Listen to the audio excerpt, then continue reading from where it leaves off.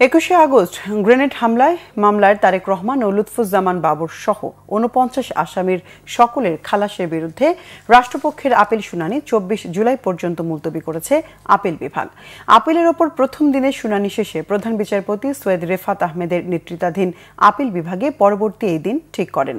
এই মামলার পলাতক দুই আসামি মোহাম্মদ হানিফ ও মাওলানা তাজউদ্দিনের পক্ষে রাষ্ট্রনিযুক্ত আইনজীবী হিসেবে জ্যেষ্ঠ আইনজীবী এস.এম. শাহজাহানকে নিয়োগ দিয়েছে আপিল বিভাগ।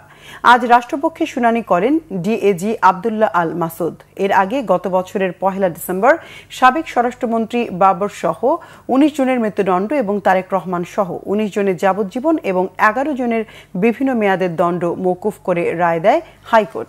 একই সাথে বিচারিক আদালতের রায়কে অবৈধ ঘোষণা করে হাইকোর্ট। এই রায়ের বিরুদ্ধে রাষ্ট্রপক্ষ লিভ টু আপিল করলে গত ১ জুন তা মঞ্জুর করে আপিল করার অনুমতি দেন প্রধান বিচারপতির নেতৃত্বে ৬ বিচারপতির আপিল বেঞ্চ।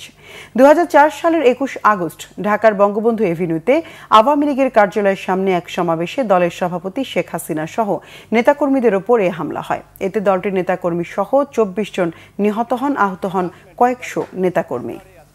উপস্থাপিত হয়েছে লাস্ট যেটুকু আসলো সেটা হলো যে মুফতি হান্নান ছাড়া আরও যাদের স্বীকারোক্তি আছে এই স্বীকারোক্তি মাননীয় আদালত বলেছেন যে এগুলো আমাদের দেখতে হবে এবং এগুলো আপনি আবার দেখে রেডি হয়ে আগামী বৃহস্পতিবার আজকে বৃহস্পতিবার নেক্সট ২৪ তারিখের বৃহস্পতিবারে মামলার পরবর্তী শুনানির তারিখ ধার্য করা হয়েছে।